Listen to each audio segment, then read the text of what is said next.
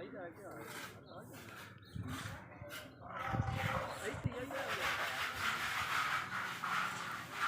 वालेकुम जी, मेरा नाम नवर फैन है।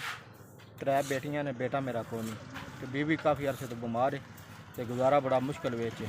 तो कुछ महीना पहले जड़ा ना मैं हड्डियां का दर्द होया तो ऑपरेशन कराया, तो डॉक्टर जड़ा काम तो मना किया, तो बड़ा मुश्किल गुजारा है। तो इस वजह तो ना मैं आलू चुन के लिया होना, तो थोड़ी जी चाट बना लीना, तो बच्चों का गुजारा हो रहा। एक माड़े हालात ने ना अपने बरेड़ी के चक्के टायर खत्म ने, यह भी नहीं पवा सकिया। इं बंद को उधार ही मंगया, को नहीं बंदे देंदे। तो डॉक्टर काम तो मना किया, बस सख्त काम को नहीं करना, वजन नहीं चाहना। इस वजह तो ना बड़ी मजबूर हाँ।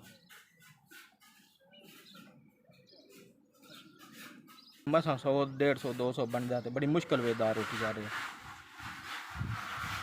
साडा भला होवे दे के अल्लाह पाक तुहानू बड़ा देवे।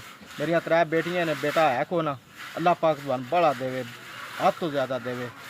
जिन्हें मेरा ध्यान किया है, अल्लाह जिउंदे रहो, अल्लाह ताला तुहाडे पुत्रां दी, तुहाडीआं बेटियां दी जिंदगी करे, वसदे रहो। जिन्हें मेरी मदद की है। मेरा